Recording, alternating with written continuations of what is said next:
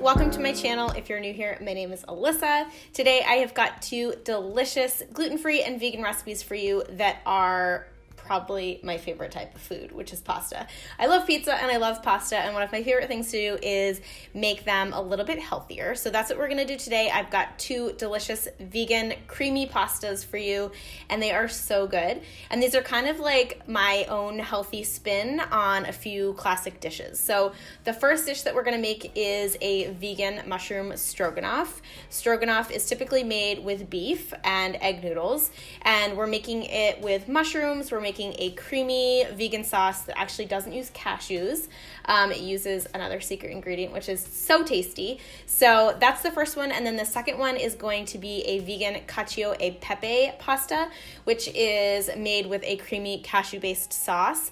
Cacio e Pepe actually means cheese and pepper. So it's a very simple classic Italian dish that comes from the Rome area, and we are veganizing it. So it's going to be like a creamy peppery sauce over linguine noodles. It's so good. So if you guys want either of these recipes, they are both on the blog today. You can find the links down in the description box below. If you are not already part of our community, I would love for you to hit that red subscribe button before you go. And without further ado, let's go ahead and dive into our vegan pasta recipes today. So like I said, we're going to start with the vegan mushroom stroganoff. We're going to start by adding some olive oil into a large pan. Add in some shallots or some red onions, and you're going to give this a quick saute until the shallots have started to soften. It takes about a minute or so. Once they have started to soften, you can add in another tablespoon of olive oil, and then you'll add in your garlic and all of your chopped up mushrooms. Now, I am just using baby bella mushrooms or cremini mushrooms. You can really use any type of mushrooms that you want here. And then again, we are going to give this all a quick saute, and we'll season it with salt and pepper, and basically just saute the mushrooms until they have softened and they are nice and golden brown and they're starting to release some of their juices. From there, you will add in your quinoa flour, and we're using quinoa flour here because we're gonna add some stock in, and it's gonna basically help to thicken the sauce. If you don't have quinoa flour, you could use another grain-based flour, something like rice or just regular all-purpose flour will work. Once you've coated the mushrooms in the flour, you can start to stream in your vegetable broth, and you're gonna continuously stir as you stream it in so that you're avoiding any of the clumps. And once you've got that combined, you can basically just add the rest of the broth in batches until everything is nice and combined and smooth. From there, you'll just bring it up to a simmer, and we're gonna simmer this for about 8 minutes or so until it starts to thicken up and reduce a little bit. And then you can just add in the final ingredients, which are nutritional yeast and coconut yogurt. That is what's gonna make it nice and creamy. If you don't have coconut yogurt, you can use another type of either non-dairy yogurt or Greek yogurt would work. And we will mix that all together with our spatula. Make sure that the yogurt is nice and smooth and combined and everything is totally creamy. Finish it off with some salt and pepper.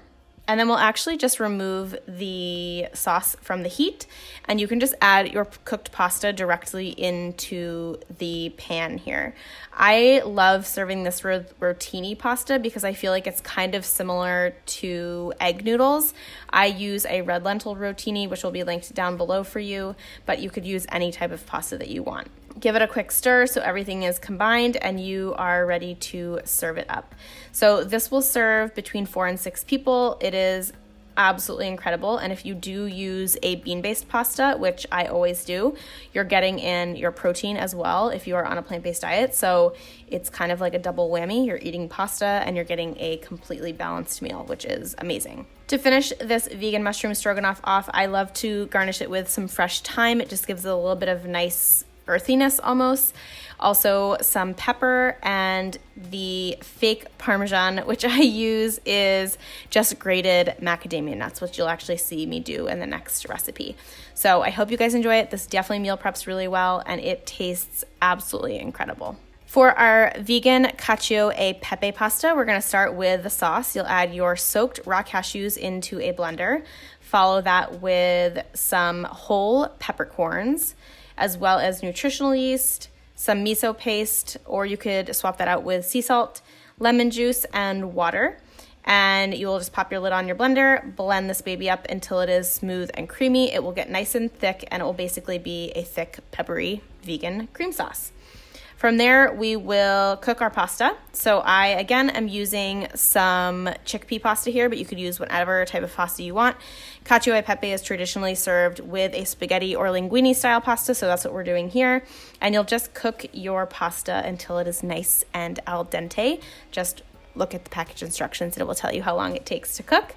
Then you will just want to reserve a little bit of the cooking liquid because it's nice and starchy. It really helps to make sauces creamy at the end.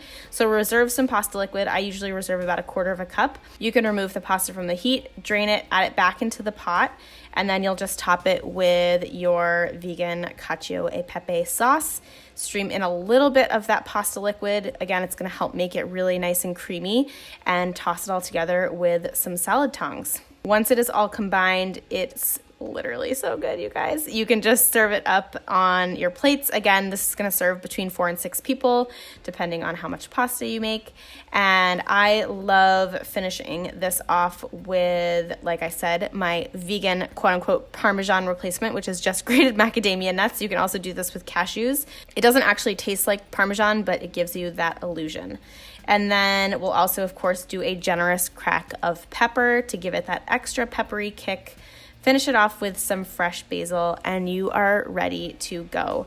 This is a really decadent and delicious pasta.